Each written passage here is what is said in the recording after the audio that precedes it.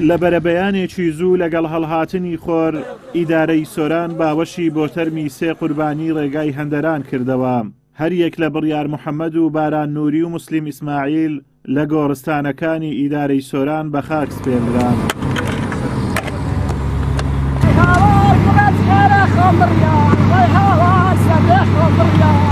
مامی بڕیار دەڵێت چیرۆکی بڕیار جیاوازە لەوانی دیکە. دادگاکان بەکاری خۆیان هەڵناسن. ماوەی 3 ساڵ بوو کەیسەکەی لە دادگا بوو، یەکلا نەکرابووەوە، ڕێگای هەندەرانی گرتەبەر و لەوێ سەری نایەوە.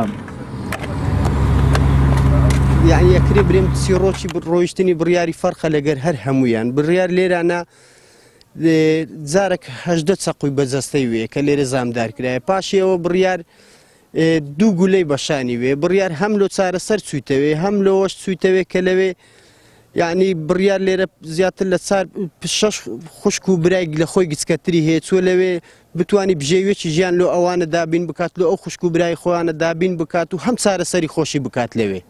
بە قورئان تقریبەی ڕۆیشتنی بڕیار تقریبەی کەیسی بڕیار نزیکەی 3 سال زیاترە بی. بڕیار لێرانە هەم تۆمەت بارکرا بوو، هەم لێرانە جەستەی بڕیار بریندار بوو. بڕیار لێرانە ڕۆیشت بوو چارەسەرێکی جەستەی خۆی بکات و لەوێ لێرانە زیاتر لە 3 ساڵە تا 4 ساڵیە دۆسێ بڕیاری لە دادگایەک لای نەکرایتەوە.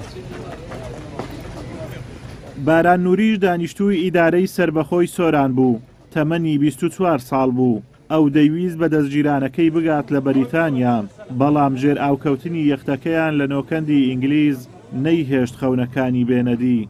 باوشی بارانیش داوا لە گەنجان دەکات ڕێگای هەندەران نەگرنە بەر و جەرجی دایک و باوچیان نەسووتێنن. بەس داوا لە هەموو دایک و بابانەکەم، داوا لە هەموو گەنجی کوردەکەم، حەزەکەم بەس خزمەتی داک و بابی خۆیان بکەن، خزمەتی ئەو خاکەی بکەن، کوڕە خۆڵ و بەردی ئەو خاکەی بخۆن، باشترە بچن لەوێن دەرەیانی تووشی ینی ببنە قوتی حوت و بەحر و سەرما و سەهۆڵ و شتیوا لە گورسیان لە بەلا رووسیا و ئەو دەوڵەتانە یعنی لە ئەوروپایەکان ینی ئەوە بیتن. بەڕاستی داوان لێکم زۆر سپاس.